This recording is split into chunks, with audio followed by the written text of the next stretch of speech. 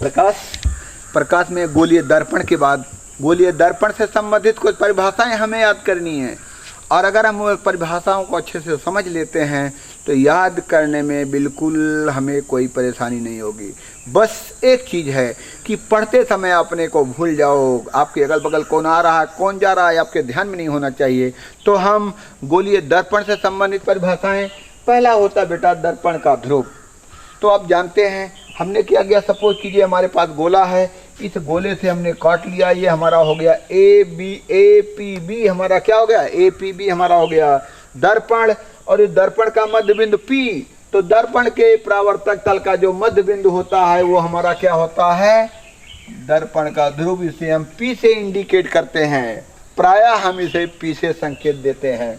दूसरा है वक्रता केंद्र, उस गोले का केंद्र जिसका भाग दर्पण, यानी जिस गोले से हम दर्पण को काटते हैं तो उस गोले का कोई केंद्र होता होगा ना, उस गोले का जो केंद्र होता है वही हमारे इसका वक्रता केंद्र होता है। तो यानी इस गोले में हमारे गोले का केंद्र सी है, इसलिए ए पी बी दर्पण का क्या वक्रता केंद्र क्या होगा हमारा, ये सी से इंडिकेट हम करते हैं। दूसरा वक्रता त्रिज्या, उस गोले की त्रिज्या जिससे दर्पण बनाया गया है।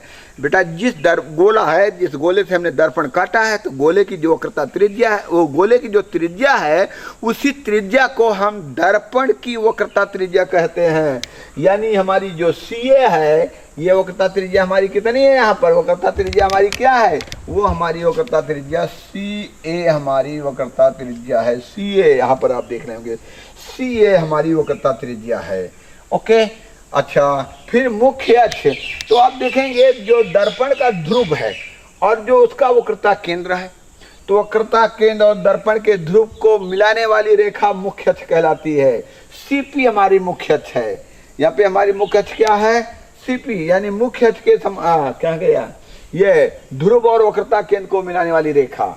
ध्रुव, ये हमारा ध्रुव हमारा P है, वक्रता केंद्र हमारा C है, C और P को मिलाने वाली रेखा CP हमारी क्या है, मुख्य अक्ष है। इस चित्र में हमारी जो CP है वो हमारा क्या है, मुख्य अक्ष है। दूसरा लिए मुख्य फोकस। बेटा ये हमारा मुख्य अक्ष हो गया, इसके समांतर कोई किरण जा रही है तो सीधी सी बात है वो किरण परावर्तित होगी। किरण मुख्य अक्ष के समांतर गई, ये किरण आपकी गई, इस किरण को आप नाम ले लो। हम ये मानते कि ये किरण हमारी आर्यस है, तो ये किरण हमारी जो यहाँ से ये जा रही है परावर्तित होकर के इधर को आ रही है, इधर से गई इधर को आ रही है। यानी जो हमारी एसटी है ये परावर्तित किरण है और ये हमारी आर्यस किरण है, तो परावर्तन होने के बाद आ रही है। तो ये मुख्य अक्ष यानी CP को काटती है कहाँ, F पर, ये हमारा F है, ये बिंदु हमारा F है। तो ये हमारा क्या हो गया, ये हमारा हो गया मुख्य फोकस। तो ये हमारा जो F है ये हमारा हो गया मुख्य फोकस हो गया। अब आप देखिए मुख्य फोकस से यहाँ की दूरी, मुख्य फोकस से यहाँ की दूरी को हम क्या बोलते हैं, फोकस दूरी। मुख्य फोकस से ध्रुव के बीच की दूरी को फोकस दूरी कहते हैं। अब ये फोकस दूरी हो गई।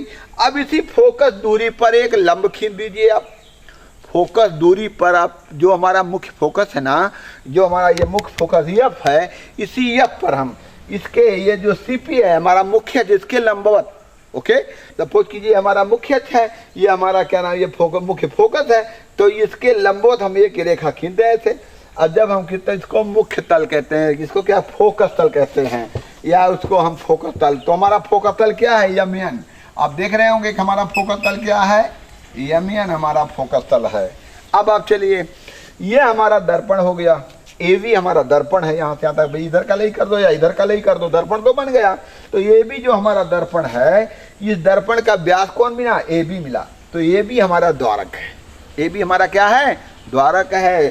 तो इस तरह से हमने ये पढ़ा अभी तक सरसरी निगाह में कि गोले से, एक गोला होता है, गोले का केंद्र दर्पण का वक्रता केंद्र होता है, गोले की त्रिज्या दर्पण की वक्रता त्रिज्या होती है, और वक्रता त्रिज्या होती है।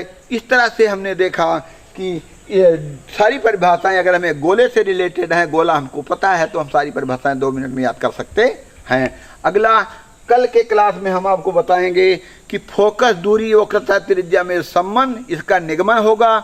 और एक चीज़, ये निगमन होगा। और कल की डेट में एक और चीज़ होगा कि भिन्न भिन्न स्थितियों में दर्पणों द्वारा बने गए प्रतिबिंब की स्थितियां, यानी कैसे कैसे प्रतिबिंब बनता है, वस्तु कहाँ हो, कैसे हो।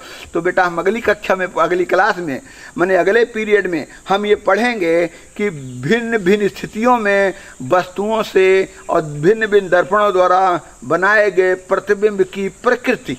Okay, best of.